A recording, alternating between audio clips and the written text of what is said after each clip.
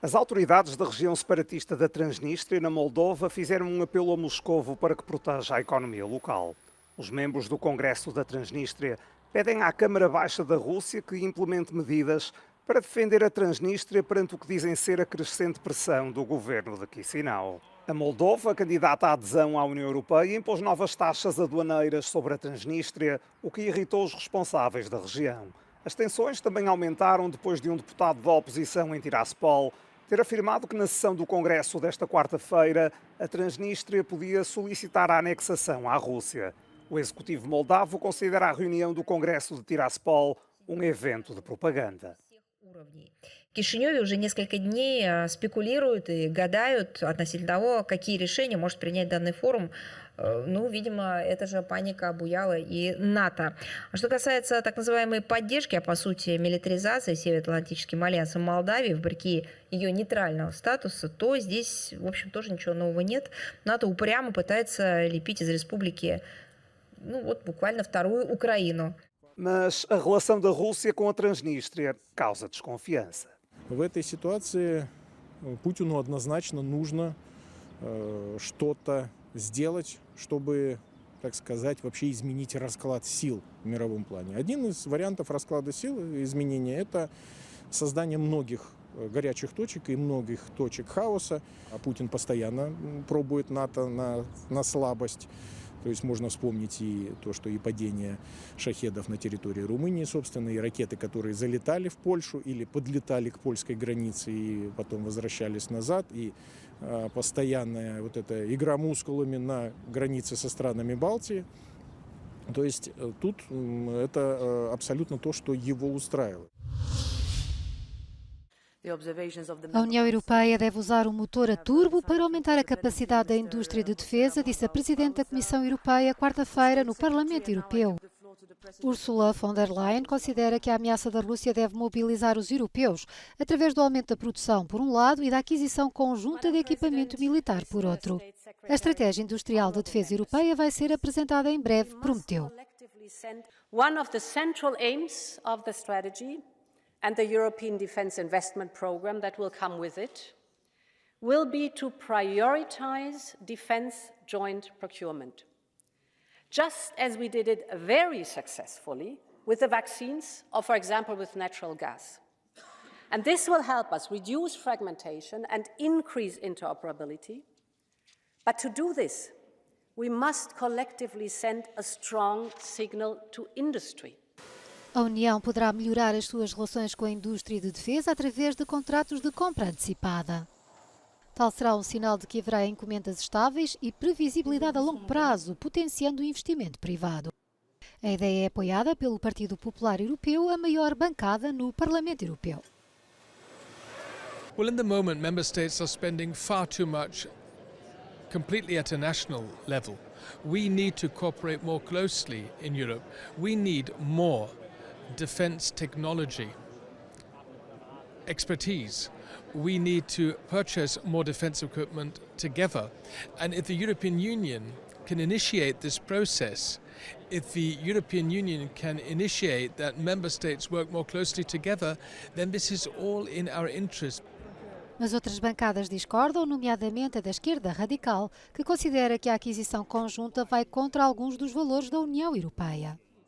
Well, this will have, first of all, a very important impact on EU industry because we are going to sponsor basically weapons productions, and this will push certain companies. You know, on the one hand, it will support weapons companies and other companies, you know, to the detriment of other companies. And secondly, within certain companies, companies that could produce, I don't know, Canadair airplanes, you know, firefighting airplanes, they will be pushed, encouraged to produce weapons, arms. That's not the kind of Europe we want.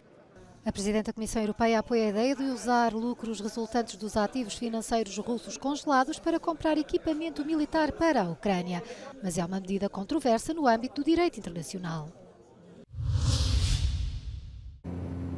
A União Europeia corre o risco de ser cúmplice na morte de migrantes e de requerentes de asilo devido à inação da Frontex, a Agência Europeia da Guarda de Fronteiras e Costeira. O alerta é da Provedora de Justiça Europeia num relatório divulgado na quarta-feira sobre um dos naufrágios mais mortíferos no mar Mediterrâneo. A embarcação Adriana afundou-se em 2023 ao largo da costa da Grécia, causando cerca de 600 vítimas entre mortos confirmados e pessoas desaparecidas. A Euronews, Emily O'Reilly, disse que a Frontex deve deixar de cooperar com os Estados-membros que não cumpram a lei internacional e europeia nesta matéria. Frontex offered assistance to the Greek Coast Guard, who were in charge of any rescue operation. They offered assistance to them in the form of aerial surveillance, and they didn't get a reply to any of those calls. And under the rules, Frontex couldn't act on its own initiative. It couldn't itself go to the site, because to do so would have been against the rules and against the protocols. And when it was eventually allowed to go, it was too late. O relatório não acusa a Frontex de violação das regras, mas sublinha que as suas operações são deficientes porque limitadas pela relação com as guardas nacionais dos países. Além das autoridades nacionais, como no caso da Grécia, desvalorizarem os seus avisos e oferta de ajuda, a Agência Europeia não pode emitir o sinal de socorro internacional Mayday. Além disso, a provedora de justiça apela à criação de uma comissão de inquérito independente que possa analisar o elevado número de mortes no Mediterrâneo. Well, we have asked the three big EU institutions, we've asked the Commission, the Parliament and the Council to open a public inquiry, not specifically into the Adriana, but into the thousands of deaths that have taken place in the Mediterranean over the last number of years. And we think that such a public inquiry, an independent public inquiry, would explore the reasons why so many people are drowning in European waters. Em resposta à Euronews, o gabinete de imprensa da Frontex afirmou que a agência está a analisar detalhadamente as sugestões da provedora de justiça relativamente às suas funções e áreas de especialização e que se compromete a implementá-las eficazmente. A França vai tornar o aborto um direito constitucional numa sessão conjunta do Parlamento na próxima semana, uma medida que tinha sido prometida pelo presidente Emmanuel Macron. Entre os 317 senadores que participaram na votação, 267 votaram a favor e 50 contra. O governo francês quer que o artigo 34 da Constituição seja alterado para especificar que o aborto é uma liberdade garantida das mulheres. La parole est à Monsieur le Ministre. Que les choses soient très claires. Le gouvernement n'entend pas créer un droit absolu, sans limite, opposable. Il s'agit aujourd'hui de protéger cette liberté de la femme, pas de l'étendre. Pour dire les choses plus simplement encore, le gouvernement veut éviter qu'une majorité future puisse mettre à mal la liberté des femmes de disposer de leur corps. O governo argumentou que o direito ao aborto está ameaçado nos Estados Unidos, onde o Supremo Tribunal anulou uma decisão de 50 anos que o garantia em 2022. Após o debate no Senado, os manifestantes a favor do aborto expressaram a sua satisfação com a votação. Le fait d'inscrire le droit à l'avortement dans la Constitution constitue, je dirais, une protection du droit à l'avortement, que ça soit gravé vraiment dans le marbre de la loi fondamentale. Parce qu'il y a encore des attaques contre l'avortement à l'heure actuelle. Encourageant déjà pour continuer tout ce qui est au niveau des droits des femmes, parce que même s'il y a eu beaucoup d'avancées, c'est quand même toujours un combat, je trouve, au quotidien. Et puis en plus, ça peut donner l'exemple aux autres pays, c'est toujours bien. A sessão conjunta do Parlamento Europeu deverá aprovar a mudança no dia 4 de março.